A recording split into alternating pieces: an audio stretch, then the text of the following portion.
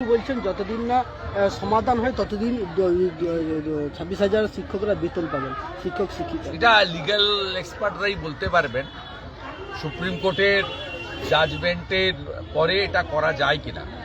এটা পার্সোনালি আমার পক্ষে বলা মুশকিল। আর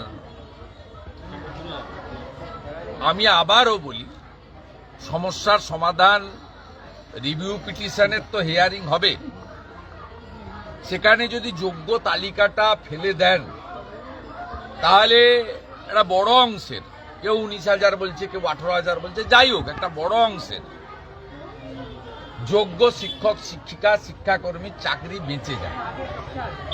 এটা আমরা সবাই প্রেয়ার করছি। এটা পারে সরকারই একমাত্র করতে, এবং রিভিউ পিটিশনে এটা শর্ট গ্যাপ কি অ্যারেঞ্জমেন্ট করেছে শিক্ষামন্ত্রী সেটা নিয়ে আমি বলবো না এখনই বেতন বন্ধ করে দিন। এটা আমি বিকাশ বাবুদের মতো বলতে পারবো, কারণ আমি হুঁশযুক্ত মানুষ, কোনো অমানবিক কাজ আমি বলতে পারি না। কিন্তু আমার বক্তব্য হচ্ছে যে আপনাদের হাতে সব রয়েছে, রাজ্য সরকারের হাতে। 2022 সাল থেকে দিদেন জাস্টিস অভিজিৎ গাঙ্গুলির অর্ডার মানলে এই পরিণতি হতো না।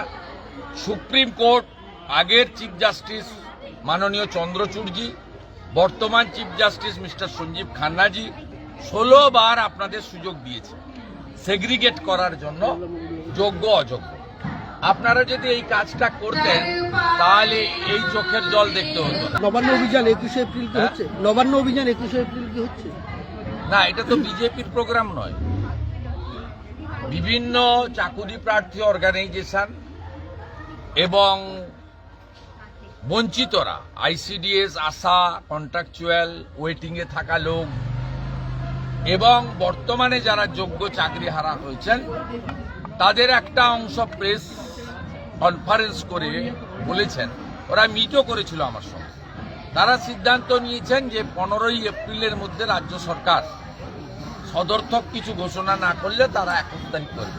15 এপ্রিল দেখা যাক। যদি তারা করে পতাকা ছাড়া এবং সমস্ত মানুষকে আহ্বান করেন, আমার পার্টি কি করবে আমি বলতে পারবো না।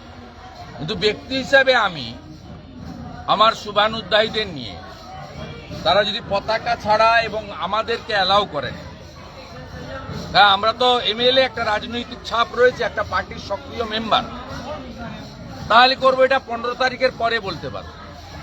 তবে সব সমস্যার কেন্দ্রবিন্দু, এপি সেন্টার হচ্ছে নবান্ন 14 তলা। আমি মনে করি এই রাজ্যের সবাই যোগ্য, একজনই অযোগ্য, তার নাম হচ্ছে চোর ব্যানার্জি।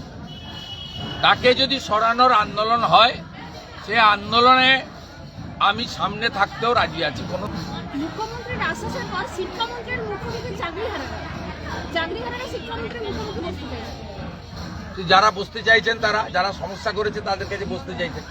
আমি তো সেদিনও বলেছি।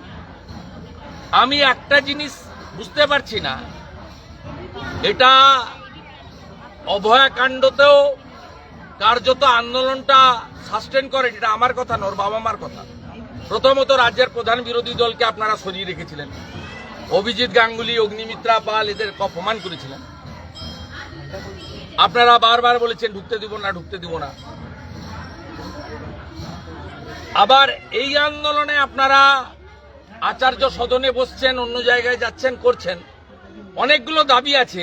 1 নম্বরে কেন রাখছেন না দফা 1 দাবি 1 মুখ্যমন্ত্রী পদত্যাগ?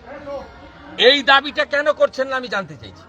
এই দাবিটা যদি না করেন আপনাদের আন্দোলন সফল হতে পারে না।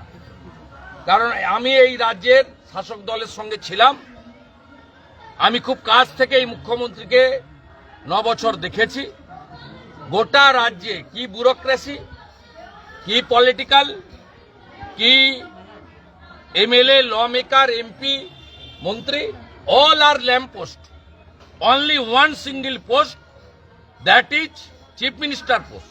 এই রাজ্যের বর্তমান শিক্ষামন্ত্রীকে 13 সালে ঘাড় ধাক্কা মেরে সরিয়ে নিজের লোক পার্থ চ্যাটার্জিকে বসিয়েছিল এই মমতা ব্যানার্জি দুর্নীতি করার জন্য।